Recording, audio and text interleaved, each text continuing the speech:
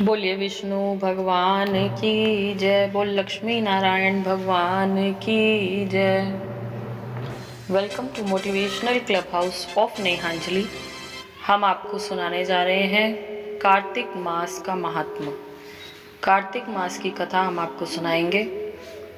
शुरू करने से पहले अगर आप चैनल पर न्यू हैं तो प्लीज़ चैनल को सब्सक्राइब कीजिए और वीडियोस पसंद आती हैं तो लाइक और शेयर ज़रूर करें।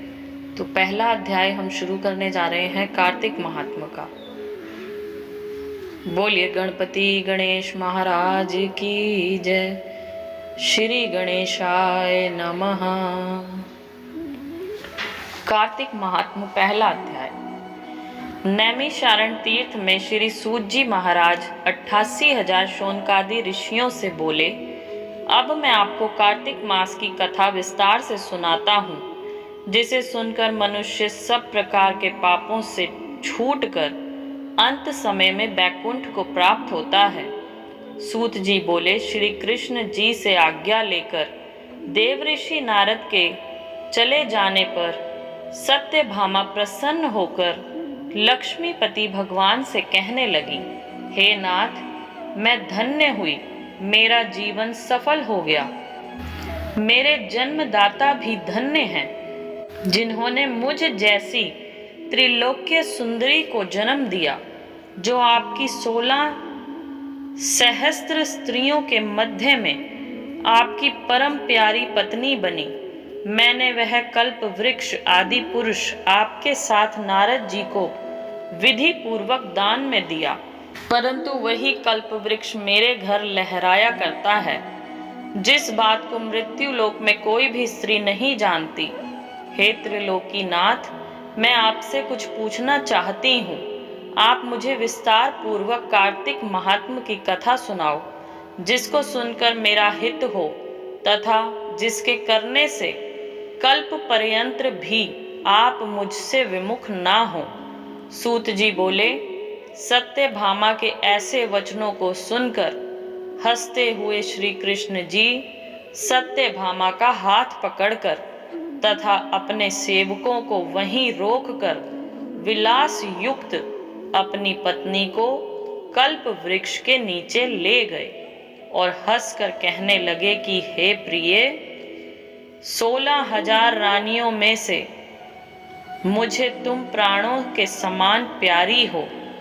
तुम्हारे लिए मैंने इंद्र से तथा देवताओं से भी विरोध किया था। हे कांते, जो बात तुमने पूछी है, उन अद्भुत बातों को सुनो। सूत जी बोले, एक दिन श्री कृष्ण भगवान ने सत्यभामा की प्रिय कामना के लिए गरुड़ पर सवार होकर इंद्रलोक जाकर कल्प वृक्ष मांगा। तब इंद्र ने मना कर देने पर गरुड़ का इंद्र से घोर युद्ध हुआ और गोलोक में गरुड़ जी ने गौओं से युद्ध किया। गरुड़ की चोंच की चोट से उनके कान और पूंछ कट करके गिर गए। उनके रुधिर से 3 वस्तु उत्पन्न हुई, कान से तंबाकू, पूंछ से गोभी और खून से मेहंदी। इन तीनों के प्रयोग करने से मोक्ष प्राप्ति नहीं होती। तब गौओं ने भी क्रोध में भरकर गरुड़ को मारा, जिससे उनके 3 पंख टूटकर गिर पड़े। इनके पहले पंख से नीलकंठ, दूसरे से मोर, तीसरे से चकवा चकवी उत्पन्न हुए। हे प्रिय, मैंने पिछले जन्म के कौन कौन से दान व्रत व जप नहीं किए हैं, मेरा कैसा स्वभाव था तथा मैं किसकी पुत्री थी और मुझे मृत्यु लोक में जन्म लेना पड़ा। मैंने ऐसे कौन से शुभ कर्म किए जिससे आपकी अर्धांगिनी हुई। कृष्ण बोले, हे प्रिय, जो तुमने पूर्व समय में सतयुग के अंत में मायापुरी में अत्रि गोत्र में देव शर्मा नाम का एक ब्राह्मण वेद वेदांत का जानने वाला रहता था। वह रोज अतिथियों की सेवा, हवन और सूर्य भगवान की पूजा किया करता था। उसका तेज सूर्य के समान तेजस्वी था। उसके वृद्धावस्था में गुणवती नाम की कन्या हुई। उसका विवाह उस पुत्रहीन ब्राह्मण ने चंद्र नाम के अपने शिष्य के साथ कर दिया। चंद्र को अपने पुत्र के समान मानता तथा चंद्र भी उसे अपने पिता के समान सम्मान देता था। एक दिन वे दोनों कुश और समिधा लेने के लिए वन में गए। हिमालय की तलहटी में भ्रमण करते हुए उन्होंने एक राक्षस को आता हुआ देखा। उस राक्षस से भय के मारे उनके सब अंग शिथिल हो गए और भागने की सामर्थ्य भी नहीं रही। तब उस काल के सदृश राक्षस ने उन दोनों को मार डाला। उनके धर्मात्मा होने के कारण मेरे पार्षद उनको मेरे पास बैकुंठ में ले आए। क्योंकि उन्होंने आजीवन सूर्य भगवान की पूजा की थी, उस कर्म से मैं दोनों पर अति प्रसन्न हुआ। शिव, सूर्य, गणेश जी, देवी, इन सब देवताओं की पूजा करने वाले स्वर्ग को प्राप्त होते हैं। मैं एक होता हुआ भी काल और कर्मों के भेद से 5 प्रकार का होता हूँ। जैसे एक देवदत्त, पिता, भ्राता आदि नामों से बोला जाता है। जब वह दोनों विमान पर चढ़े हुए सूर्य के समान तेजस्वी, रूपवान, चंदन और माला धारण किए हुए मेरे भवन में आए तो दिव्य भोग भोगने लगे। बोलिए कृष्ण कन्हैया लाल की जय। दूसरा अध्याय, गुणवती की कथा। भगवान श्री कृष्ण ने कहा, हे देवी, गुणवती अपने पिता व पति को राक्षस के द्वारा मारे जाने का समाचार सुनकर बड़ा विलाप करने लगी। हाँ नाथ, हाँ पिता, मुझको त्याग कर तुम कहाँ चले गए? मैं अकेली कन्या हूँ, तुम्हारे बिना अब मैं क्या करूँ? अब मेरे भोजन और वस्त्र आदि की व्यवस्था कौन करेगा? घर में स्नेह पूर्वक मेरा पालन पोषण कौन करेगा? मैं कुछ नहीं कर सकती। मुझ विधवा की रक्षा कौन करेगा? मैं कहाँ जाऊं, कहाँ रहूं? मेरा तो अब कहीं ठिकाना नहीं रहा। इस तरह रोती और बिलखती गुणवती पछाड़ खाकर पृथ्वी पर गिर पड़ी और मूर्छित हो गई और देर तक पड़ी रही। जब होश में आई तो पूर्ववत अत्यंत करुण विलाप कर शोक सागर में डूब गई। जब कुछ संभाली तो उसे ध्यान आया कि मेरे पिता तथा पति की मृत्यु के पश्चात उनकी क्रिया करनी चाहिए जिससे उनकी गति हो सके। अतः उसने अपने घर की सारी वस्तुएं बेच दी। उनके बेचने से जो पैसे उसे मिले उसने अपने पिता और पति की श्राद्ध आदि क्रिया की। फिर वह उसी नगर में रहती हुई भगवान विष्णु की भक्ति में 8 पहर रहने लगी। उसने जन्म से लेकर मृत्यु तक नियम पूर्वक सारी एकादशियों के व्रत और कार्तिक महीने में उपवास तथा व्रत किए। हे प्रिय, ये एकादशी और कार्तिक व्रत मुझको बड़े ही प्यारे हैं। मुक्ति, भक्ति, पुत्र तथा संपत्ति को देने वाले परम पवित्र हैं।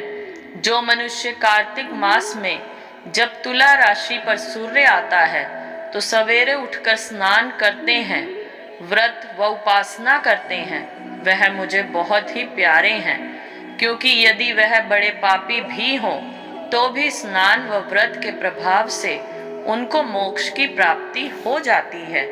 जो मनुष्य कार्तिक में स्नान, जागरण, दीपदान तथा तुलसी के वृक्ष की रक्षा करते हैं, वह साक्षात विष्णु भगवान के तुल्य हैं। जो मनुष्य कार्तिक मास में मंदिर में झाड़ू लगाते हैं और स्वास्तिक बनाते हैं और विष्णु पूजा करते हैं, वह जीवन मुक्त हो जाते हैं। यह सुनकर गुणवती भी प्रति वर्ष मन लगाकर कार्तिक का व्रत और भगवान विष्णु का पूजन करने लगी। हे प्रिय, एक बार वह ज्वरग्रस्त थी और दुबली हो गई थी। फिर भी किसी न किसी प्रकार गंगा स्नान के लिए चली गई। गंगा तक पहुंची भी, किंतु शीत के मारे वह बुरी तरह से कांप रही थी। वह एकदम शिथिल हो गई। तब वह मेरे भगवान विष्णु के दूतों के द्वारा मेरे धाम लाई। उसके पश्चात ब्रह्मा आदि देवताओं की प्रार्थना पर जब मैंने कृष्ण का अवतार लिया तो उस समय मेरे गण भी मेरे साथ आए। वह सब इस पृथ्वी पर यादव बने हैं। तुम्हारे पिता जो कि पूर्व जन्म में देव शर्मा थे, इस समय सत्राजित हैं।